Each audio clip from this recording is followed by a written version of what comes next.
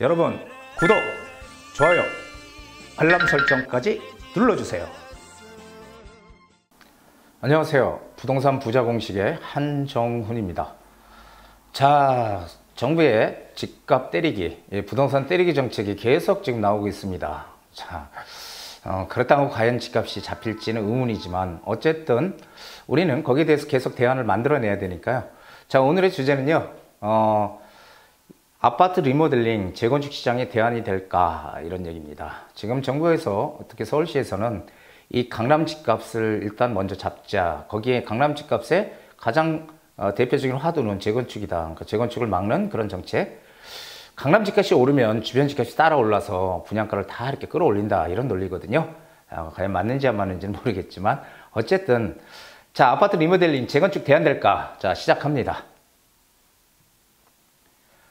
재건축 대신 리모델링, 답답한 재건축 대안. 그래서 지금 시장에 이 재건축을 막기 위한 재건축 초과이익 환수 제도라든지 안전진단 강화라든지 이런 규제로 재건축 사업이 제동이 걸렸다. 그래서 이제 리모델링 쪽이 대안이 될 것이다. 이런 얘기들이 지금 신문에 나오고 있는 겁니다.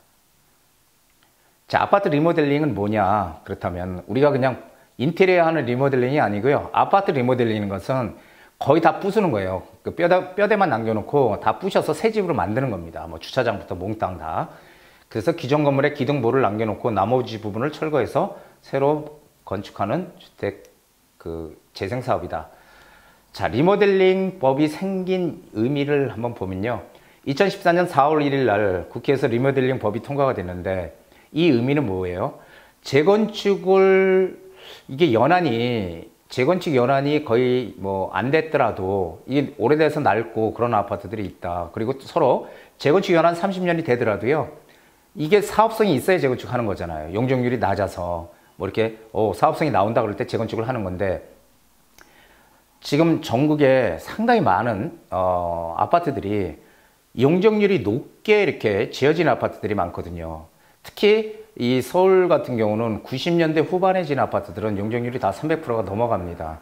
아주 고용적률로 지었기 때문에 추후에, 그러니까 높이 올라간 거죠. 그러다 보니까 고층으로 져서 추후에 재건축을 할 수 있는 여지가 전혀 없어요. 그렇다면 그런 아파트들은 나중에 30년이 넘어서 자꾸 아파트가 노후되면 어떻게 해야 됩니까? 그대로 그냥 방치해야 되는 거 아니잖아요. 그래서 정부에서는 아파트 리모델링법을 만들어서 재건축을 못하는 아파트들을 다시 리모델링으로 새롭게 이렇게 주택을 개조를 하자, 이런 의미에서 리모델링법이 나온 겁니다. 자, 재건축과 리모델링 차이점, 다 아시다시피 재건축은 낡은 아파트 부숴서 새 아파트 짓는 겁니다. 그리고 리모델링은요, 기존 골조를 그대로 놔둔 상태에서 이게 새롭게 짓는 거기 때문에 층과 향이 안 바뀌어요. 그러니까 내가 서양이었으면은 그대로 서양인 것이고 안 바뀌거든요. 그렇다면 여기서 포인트는 뭐예요? 이 층과 향이 안 바뀌니까 우리는 이 아파트 리모델링을 할 수 있는 단지를 만약에 투자를 한다, 내가 들어가 산다, 거주의 목적으로, 그렇다면은 어떻게 돼요? 층과 향을 처음부터 잘 정해서 들어가야 된다라는 얘기를 드리는 겁니다. 자, 재건축과 리모델링 차이점 뭐냐? 재건축은 30년이 지나야 할 수 있다. 그리고 용적률 내에서 전용의 30%까지 넓혀갈 수 있다.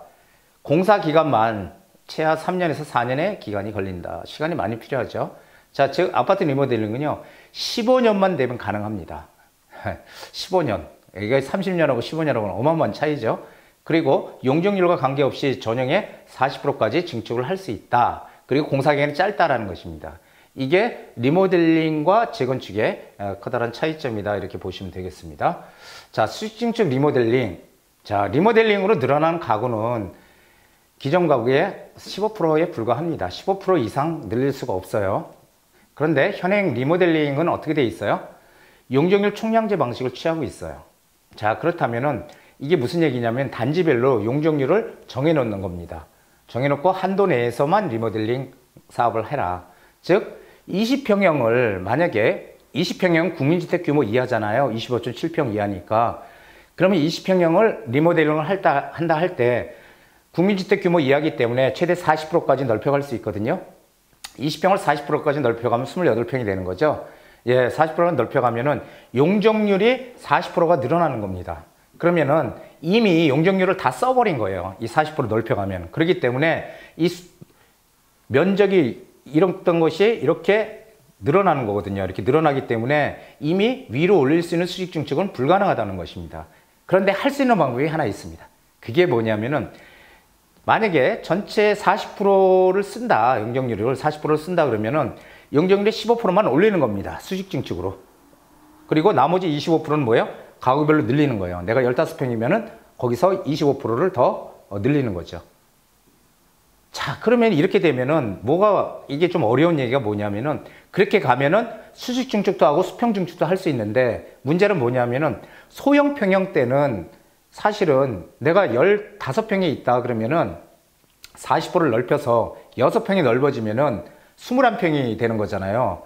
15평하고 21평의 가치는 엄청 큽니다. 그런데 25%만 넓히면 결국 10평대거든요. 15평이 조금 더 늘어나는 거거든요. 그렇기 때문에 별로 큰 사업성이 없어요. 그래서 오히려 소형 평형대가 많은 데들은 이 가구별로 이렇게 넓히는 것은 별로 의미가 없다는 거죠. 오히려 면적을 가구별로 넓히는 게 증축을 하는 게 훨씬 더 맞기 때문에 이런 거는 방법은 있지만 불가능한 건 아니지만 실현 가능성이 없다라는 얘기를 드리는 겁니다. 자, 수평 증축, 수직 증축 한번 보시죠. 국민주택 규모 이하, 전용 25.7평 이하는 몇 프로까지 증축이? 40%까지 증축이 가능합니다. 그리고 국민주택 규모 25.7평 이상이 되면은요, 30%까지. 이거 왜 이렇게 만들어놨는지 잘 모르겠는데, 어쨌든 이렇게 됩니다. 자, 수직 증축은 14층 이하의 건물은 2개 층만 올려라. 15층 이상이 되면 3개 층까지 허용을 해주겠다라는 얘기입니다. 많이 못 올려요. 그러니까 최대 3개 층까지만 수직 증축을 하라. 그러면은 수평 증축도 해서 40% 넓히고 수직 증축도 해서 뭐 3계층까지 올리고 이렇게 하면 참 좋은데 아까 뭐라고 했어요? 용적률 한도 내에서 해야 된다는 거죠. 그렇기 때문에 이 두 개를 한꺼번에 못 한다는 이거 두 개 한꺼번에 하게 되면은 정말 대박이죠. 예. 그러나 불가능하다는 얘기죠. 자, 수직 증축 리모델링 하지 말라. 왜? 재건축의 대안이라고 얘기를 했는데 왜 또 이렇게 갑자기 하지 말라고 할까요?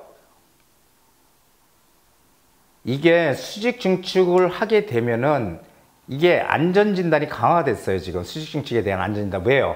무너질까봐 혹시라도. 그래서 이게 수직 증축을 할 때하고 수평 증축을 할 때하고 이 공사기간이 상당히 많이 차이가 나거든요. 이 기간이. 그래서 이 수평 증축을 택했어. 근데 수평 증축을 택했는데 택하다 보니까 일반 분양이 없잖아. 이게 수직 증축을 해야 일반 분양이 나오는데 그러다 보니까 사업성이 악화가 되더라. 그렇기 때문에 주민들이 차라리 하지 말자 이렇게 지금 반대를 한다는 그런 기사 내용입니다. 자, 반대로 또 여기 또 있죠. 까다로운 수직 이 증축 리모델링보다 수평 증축을 하자. 왜? 수평 증축이 훨씬 이게 좀 사업 기간도 단축이 되고 좋다는 거예요. 그래서 이 수직 증축에 대한 게 강화된 거는 안전에 최우선을 뒀다라는 게 정부의 설명입니다. 그래서 이 수평 증축으로 바꿔야 되는데 수평 증축을 하자니 이게 비용을 조합원들이 다 내야 되잖아요. 이 일반 분양이 없으니까. 그러니까 또 고민이고. 그러니까 상당히 지금 여러 가지로 문제가 지금 상당히 많은 것입니다. 자, 인허가 예상 기간을 한번 보죠. 수직 증축, 수평 증축. 자, 이렇게 돼 있는 부분은요.